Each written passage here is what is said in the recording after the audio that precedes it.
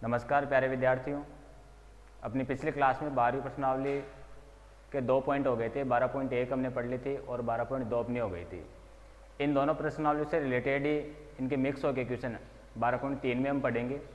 छायांकित आकृतियाँ कुछ इसमें हमें ज्ञात करनी है, छायांकित आकृतियों के क्षेत्रफल, क्योंकि क्वेश्चन पीछे वाली जो टॉपिक्स हमने पढ़ लिए त्रिज्यखंड, वृत्तखंड या वृत्त का क्षेत्रफल, इन्हीं से रिलेटेड आगे हमें क्वेश्चन चलेंगे।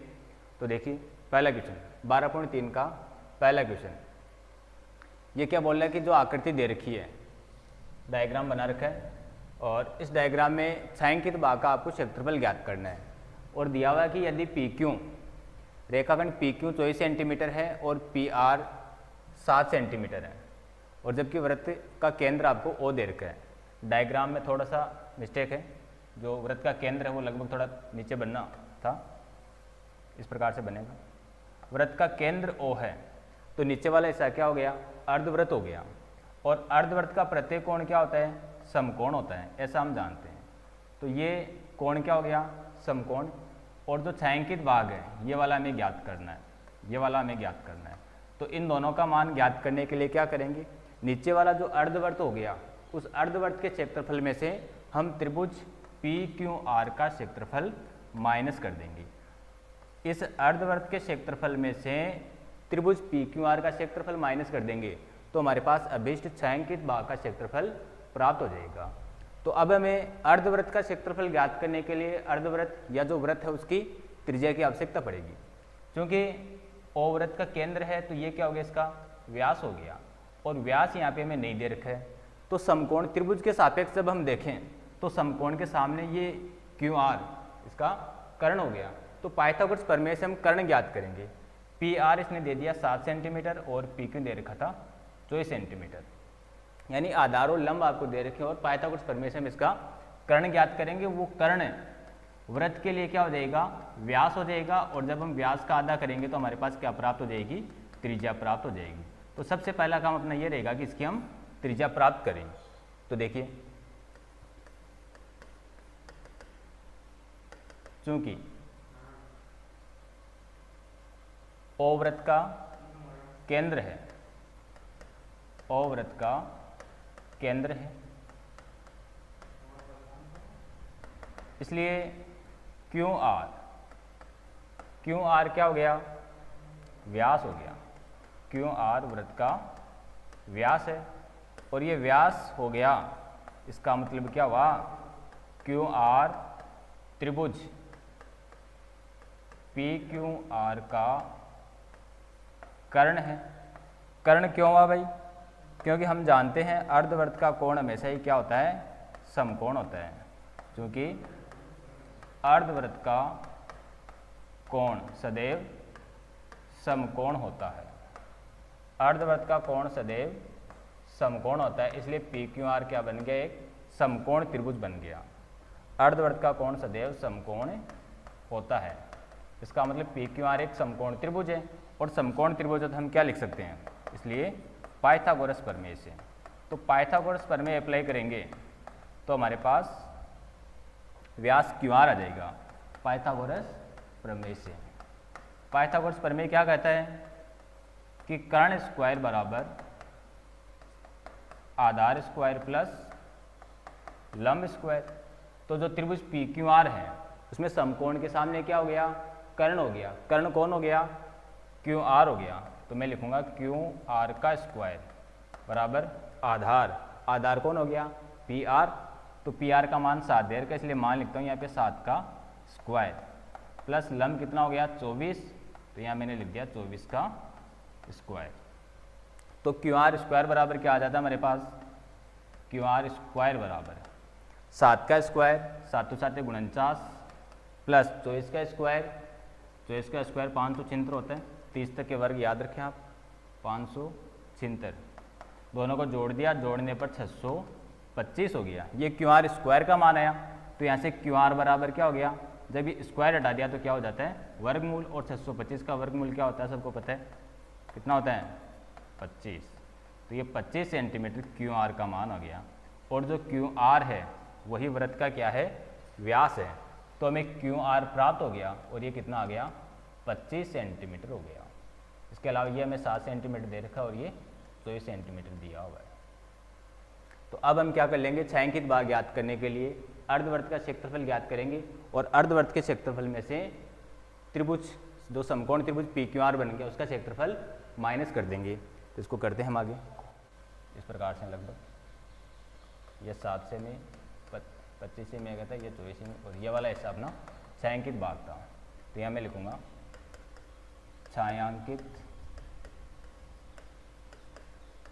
छायांकित भाग का क्षेत्रफल। तो अभी छायांकित भाग का क्षेत्रफल क्या हो जाएगा, जो अर्धवृत्त है, अर्धवृत्त का क्षेत्रफल, अर्धवृत्त का क्षेत्रफल, इसमें से माइनस कर देंगे त्रिभुज PQR का क्षेत्रफल, माइनस त्रिभुज PQR का क्षेत्रफल। तो अर्धवृत्त का क्षेत्रफल क्या होता है, आप जानते हैं कि पूरे वृत्त का क्षेत्रफल πr² होता है, आधा वृत्त तो उसमें 2 का भाग लगा दिया। त्रिभुज PQR क्या बनना था, समकोण त्रिभुज, और समकोण त्रिभुज का क्षेत्रफल होता है 1/2 आधार इंटू ऊंचाई, ऊंचाई या लंब हो सकता है वो। तो इसको हमने लिखा, ये 1/2 हो गया, पाई का मान 22/7, त्रिज्या कितनी, जब ये 25 सेंटीमीटर हमारे पास व्यास हो गया था, त्रिभुज के सापेक्ष ये कर्ण था, लेकिन ये कर्ण ही क्या था, वृत्त के लिए व्यास हो गया, और यहाँ त्रिज्या कितनी होगी, 25 की आधी, तो इसको हम लिखेंगे 25/2। तो ये हो गया 25/2 गुणा 25/2 माइनस 1/2, आधार 7 सेंटीमीटर आधार हो गया इसका, और ऊंचाई कितनी होगी 24, तो आधार इंटू ऊंचाई। इसको सॉल्व करेंगे हम। ये 2 के पार्ट से मैंने 22 को काट दिया 11 बार, तो ऊपर आ गया 11 गुणा 25 गुणा 25 कितना होता है भाई, 625, और यहाँ बट्टे में क्या आ गया, 2 दूनी 4, और 4 का 7 से गुणा कर दिया तो 7 चौक 28, माइनस यहाँ 2 से कैंसिल कर दिया मैंने 24 को, 2 एकम 2, और 24 को कैंसिल कर दिया तो 12 आ गया, 12 84 हो गया, तो ये -84 हो गया। इसको सोल्व कर लेंगे, बट्टे में कुछ भी नहीं तो 1 मान लिया हमने, लघुत्तम लिया, 24 इसका आ गया लघुत्तम, 24 का भाग 24 में 1 बार, और 1 को ऊपर जाके गुणा कर दिया तो सेम नंबर आ गया। तो 625 का 11 से गुणा कर लेंगे हम साइड में, 625 का जब 11 से गुणा करेंगे तो ये नंबर आ जाएगा हमारे पास 6875, 6875, माइनस 1 का भाग इसमें 24 बार जाएगा, 24 का 84 से गुणा कर लेंगे तो 84 गुणा 24, 4 चौक 16 हो जाएगा, 8 चौक 32, और 1 33 बन जाएगा, और 2 चौके 8, 8 दूनी 16, 6102, 2016 इसमें से माइनस हो जाएगा। तो इस प्रकार से घटा लेंगे, ये 15 बनेगा, 15 में से 6 घटाएंगे 9 आ जाएगा, 7 का हासिल चला गया, 6 में से 1 माइनस कर दिया तो 5 हो गया, 8 सेम हो गया, और ये 6 में से 2 माइनस कर दिया तो 4/24, इतना वर्ग सेंटीमीटर या सेंटीमीटर स्क्वायर, ये इसका उत्तर हो जाएगा, आप चेक कर लें। अगला क्वेश्चन करेंगे, इसको सेव कर देता हूँ। नेक्स्ट क्वेश्चन है अपना सेकंड क्वेश्चन। देखिए सेकंड क्वेश्चन क्या बोलता है, इस प्रकार का क्वेश्चन हमने पहले भी कर लिया है। एक तरह से वलय का एक भाग पूछा गया है। पिछले जो हमने क्वेश्चन किए थे उसमें कंप्लीट वलय हमने ज्ञात करी थी। दिए गए क्वेश्चन में थीटा 40 डिग्री दिया हुआ आपको, और कुछ छायांकित भाग ये आपको ज्ञात करना है। तो ये क्या हो गया, वलय का एक भाग, तो एक तरह से ये कंप्लीट ये वाला हिस्सा में ज्ञात करना। तो ये क्या बन गया, एक त्रिज्यखंड बन गया कंप्लीट। इस कंप्लीट त्रिज्यखंड में से ऊपर वाला जो त्रिज्यखंड था, ऊपर वाला त्रिज्यखंड था उसको हम माइनस कर देंगे। कंप्लीट त्रिज्यखंड में से इस ऊपर वाले त्रिज्यखंड को माइनस कर देंगे, तो ये जो छायांकित भाग था ये हमारे पास आ जाएगा। और त्रिज्यखंड का क्षेत्रफल ज्ञात करना आपको आता है। त्रिज्या देख लीजिए, सकेंद्रीय वृत्त है, उनकी त्रिज्या क्रमशः 7 सेमी और 14 सेमी है। केंद्रीय कोण थीटा भी 40 डिग्री दे रखा है। बिल्कुल सिंपल सूत्र लगाते अपने उत्तर आ जाएगा, समझने की बात है बस। तो क्या बोलता है ये, छायांकित भाग का क्षेत्रफल। तो यहाँ कैपिटल R यानी बड़े वाले की त्रिज्या 14 सेंटीमीटर लिख देता हूँ, और छोटे वाले वृत्त की त्रिज्या 7 सेमी, इसको स्मॉल r से दर्शा देता हूँ। और जो थीटा दिया हुआ वो कितना है, यहाँ पे 40 डिग्री दिया हुआ है।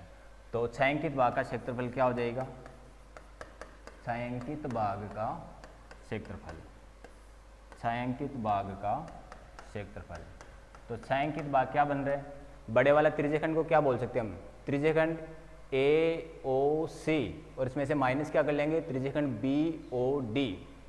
तो इसको क्या लिखेंगे, बराबर त्रिज्यखंड AOC का क्षेत्रफल, इसमें से माइनस कर लेंगे हम, माइनस त्रिज्यखंड BOD का क्षेत्रफल।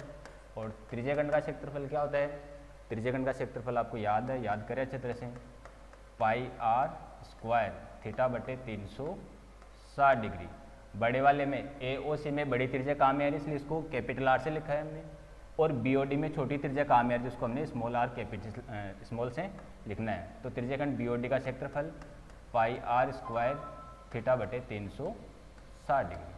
क्योंकि दोनों स्थितियों में थीटा कॉमन है, सेम है, तो यहाँ से पाई और थीटा बटे 360 हमने कॉमन ले लिया। यहाँ क्या बच गया, capital R square minus small r square. Value put कर देंगे, पाई का मान आप जानते हैं 22/7, थीटा कितना दिया हुआ 40 डिग्री, 40 बटे कितना हो जाएगा 360 डिग्री। कैपिटल R यानी बड़ी वाली त्रिज्या का मान कितना दिया हुआ है 14, तो 14 का स्क्वायर कर दिया, माइनस स्मॉल r कितना 7, तो 7 का स्क्वायर। कैंसिल करेंगे, यहाँ 0 से 0 कैंसिल हो गया, 4 और 36 को कैंसिल करेंगे आप, 4 एकम 4 और ये 4 9 36, तो कितना हो गया 22/7 गुणा 9। और इसको आप चाहें तो a square minus B square से कर सकते हैं या स्क्वायर करके माइनस कर सकते हैं। तो इसको a square minus B square के फॉर्मूले से भी आप कल करें तो ठीक रहेगा। a square minus B square क्या होता है, a plus B into A minus B. तो एक बार जोड़ देंगे और एक बार घटा देंगे, तो इसको मैं लिखूंगा 14 + 7 इंटू 14 - 7। आगे इसको सॉल्व कर लेते हैं इधर। a square minus B square की सर्च में यहाँ लिख देता हूँ मैं, आपको ध्यान में रखनी। a square minus B square बराबर क्या होता है, a plus B into A minus B. जो भी बीजगणितीय सरसमीका है उनको ध्यान में रखें, बार बार काम में आती रहती है। तो 22/7 गुणा 9 को मैंने ऐसा कैसा लिखा है यहाँ पे, 22/7 गुणा 9, और इधर क्या हो गया 14 + 7 यानी 21 हो गया, और गुणा में क्या चल रहा है 14 - 7, 14 - 7 कितना हो गया 7, और इस 7 से बट्टे वाला 7 क्या हो गया कैंसिल हो गया, ये 7 से 7 कैंसिल हो गया। इस 9 और 21 को हम 3 के पार्ट से काट देते हैं, ये 3 × 3 = 9 और 3 × 21, तो ऊपर कितना आ गया 22 × 7, बट्टे में क्या आ गया 3। 22 × 7 कितना होता है 154, और बट्टे में क्या आ गया 3, तो 154/3 वर्ग सेंटीमीटर या सेंटीमीटर स्क्वायर, ये इसका उत्तर हो गया। दूसरे क्वेश्चन का उत्तर कितना हो गया 154/3 वर्ग सेंटीमीटर। नेक्स्ट क्वेश्चन हम करेंगे क्वेश्चन नंबर 3। तो क्वेश्चन नंबर 3 देखेंगे, छायांकित भाग थोड़ा सा जटिल दे रखा है, ऐसे डायरेक्ट छायांकित भाग कोई आकृति नहीं बन पा रही है।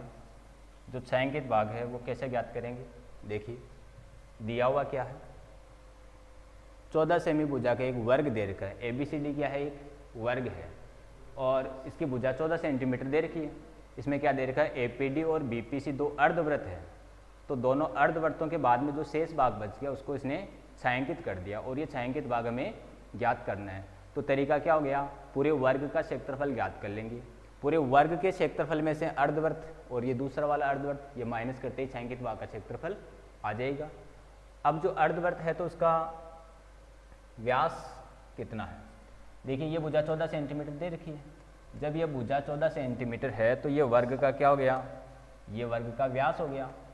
जब वर्ग का व्यास हो गया 14 सेंटीमीटर है तो त्रिज्या कितनी आ गई, यहाँ से त्रिज्या आधी होती है व्यास की, तो 14/2, और 14/2 कितना भाई 7 सेंटीमीटर। जब त्रिज्या मिल गई तो क्वेश्चन सिंपल हो गया। वर्ग के क्षेत्रफल में से 2 अर्धवृत्तों का क्षेत्रफल माइनस करना है हमें। तो देखिए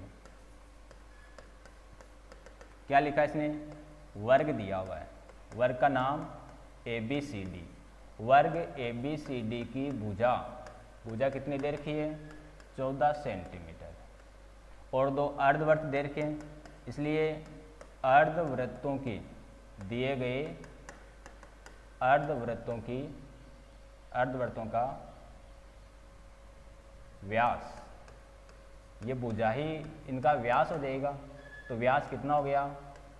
14 सेंटीमीटर। तो व्यास 14 सेंटीमीटर हो गया तो त्रिज्या भी आ जाएगी आपके पास। त्रिज्या हमेशा व्यास की आधी होती है। 14 सेंटीमीटर व्यास है तो इसका आधा कर दिया हमने, 2 का भाग लगा के, तो त्रिज्या कितनी आ गई? 7 सेंटीमीटर। ये त्रिज्या आ गई। तो छायांकित भाग क्या आ जाएगा?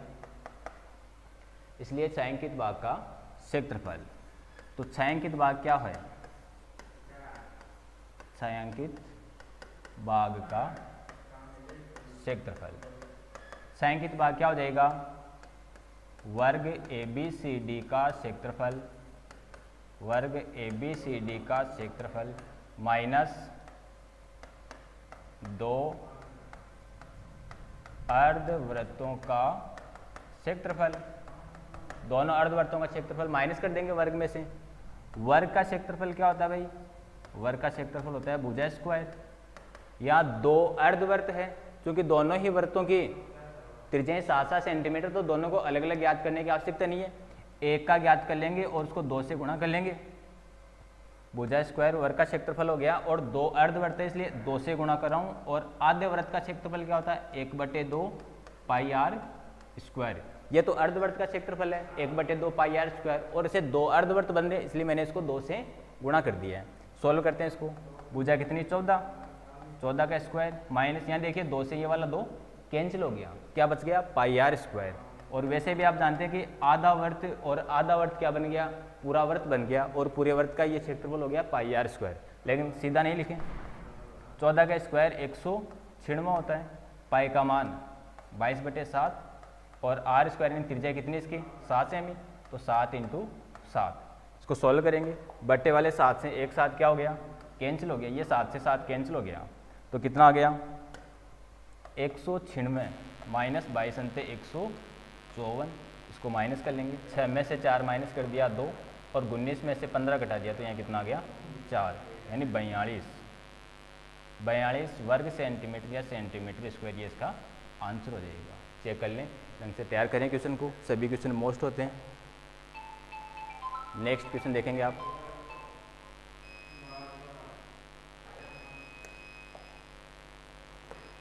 Question number 4।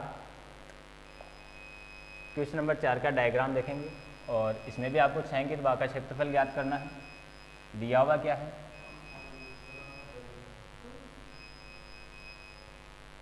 12 सेमी वाला एक समबाहु त्रिभुज दे रखा है। समबाहु त्रिभुज क्या होता है? ऐसा त्रिभुज जिसकी तीनों भुजाएं समान हो और प्रत्येक कोण समकोण हो।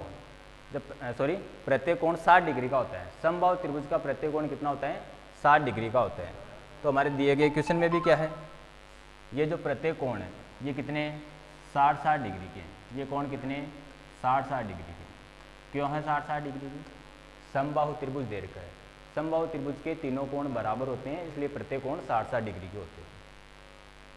और एक वर्त भी इसमें बनाया हुआ, और वर्त की त्रिज्या दे रखी है आपको 6 सेमी, और छायांकित भाग का क्षेत्रफल ज्ञात करना है।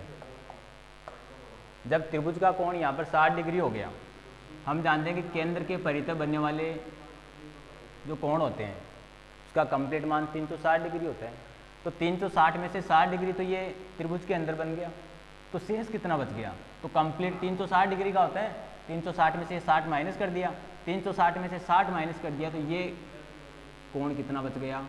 300 डिग्री का बच गया। यानी ये 300 डिग्री वाला जो त्रिज्यखंड बन गया उसका क्षेत्रफल प्लस ये जो त्रिभुज बन रहा है उस त्रिभुज का क्षेत्रफल, दोनों ज्ञात करेंगे और दोनों को जोड़ देंगे तो कंप्लीट छायांकित भाग का क्षेत्रफल आ जाएगा। तो देखिए इसका हल। 12 सेमी वाले एक समबाहु त्रिभुज, तो समबाहु त्रिभुज की भुजा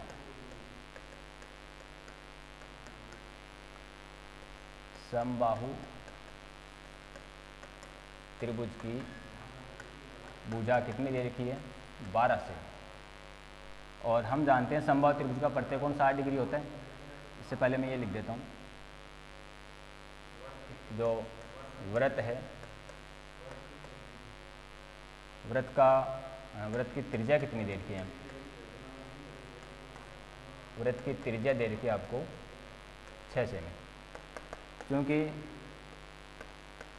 समबाहु त्रिभुज, समबाहु त्रिभुज का प्रत्येक कोण, समबाहु त्रिभुज का प्रत्येक कोण कितना होता है 60 डिग्री। समबाहु त्रिभुज का प्रत्येक कोण 60 डिग्री होता है, 60 डिग्री होता है। जब ये कोण 60 डिग्री का होता है तो जो त्रिज्यखंड बच गया, दीर्घ त्रिज्यखंड, उसका कोण कितना हो गया, इसलिए दीर्घ त्रिज्यखंड,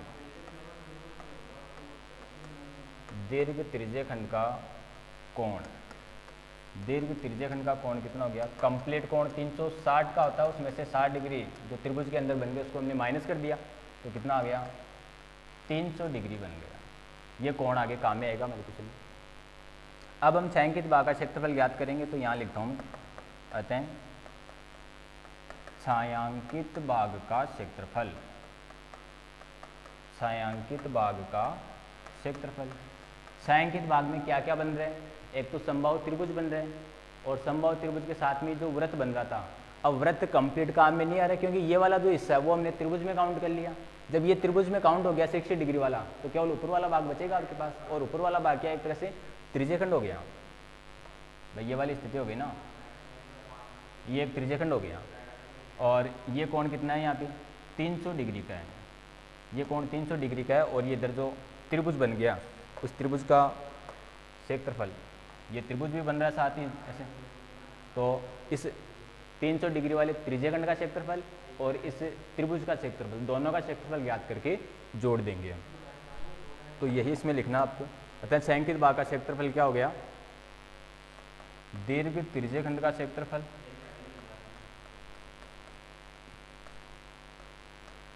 दीर्घ त्रिज्यखंड का क्षेत्रफल माइनस त्रिभुज एबीसी का क्षेत्रफल या समबाहु त्रिभुज,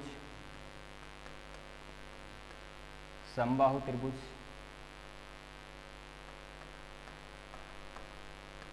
एबीसी का क्षेत्रफल।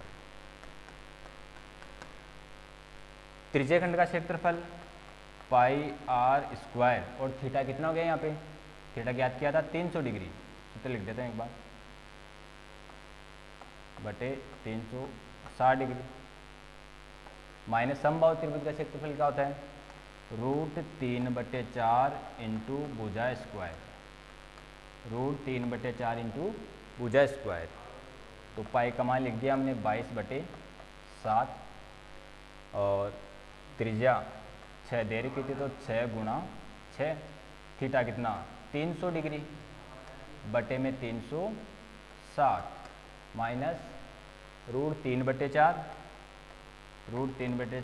इंटू भुजा, भुजा कितनी, समबाहु त्रिभुज की भुजा 12 दे रखी थी तो 12 लिखेंगे, 12 गुणा 12। इसको सॉल्व करेंगे। यहाँ देखिए 0 से 0 कैंसिल कर देता हूँ, ये 0 से ये वाला 0 कैंसिल हो गया, 3 के पार्ट से कैंसिल करता हूँ, 3 के पार्ट से ये 10 बार कैंसिल हो जाएगा, और ये 3 एकम 3, 3 दूनी 6, 12 बार।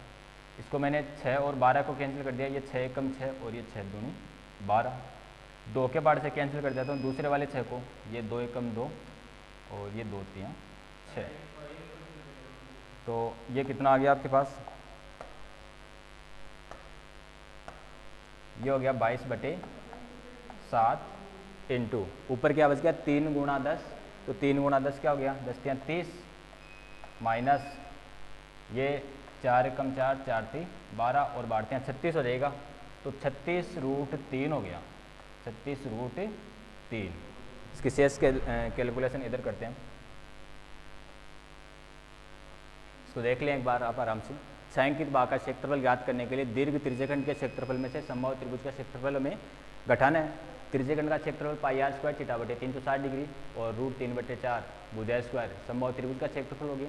दिए गए मान हमने लिख दिए और यहाँ तक की अपनी कैलकुलेशन हो गई है।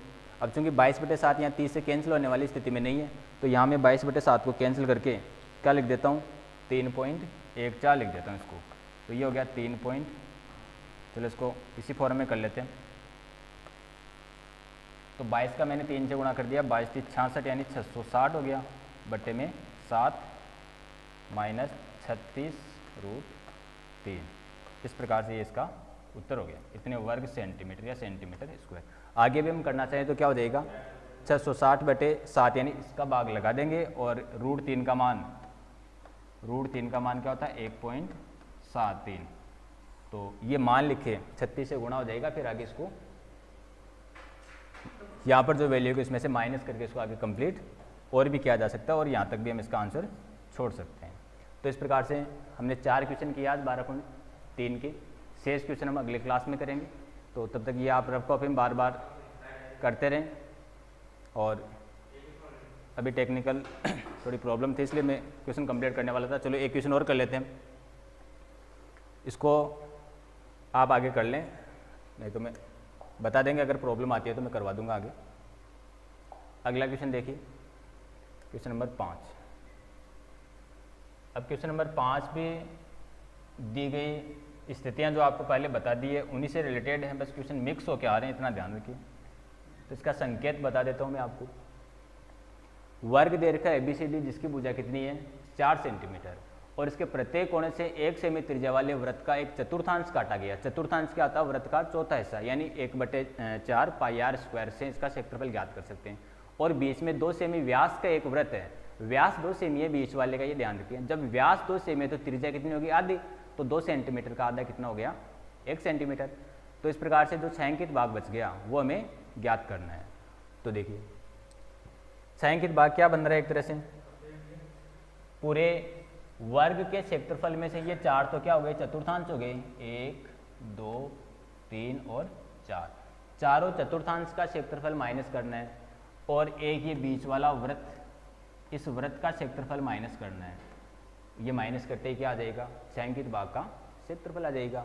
तो इसके लिए संबंधित चीज़ें आपको दे रखी है, इसका व्यास दे रखा अंदर वाले का, और जो त्रिज्य खंड है सॉरी चतुर्थांश उनकी त्रिज्याएं दे रखी है, और वर्ग की भुजा भी दे रखी है। इसको मैं थोड़ा डायरेक्ट करता हूँ। छायांकित भाग का क्षेत्रफल, छायांकित भाग का क्षेत्रफल।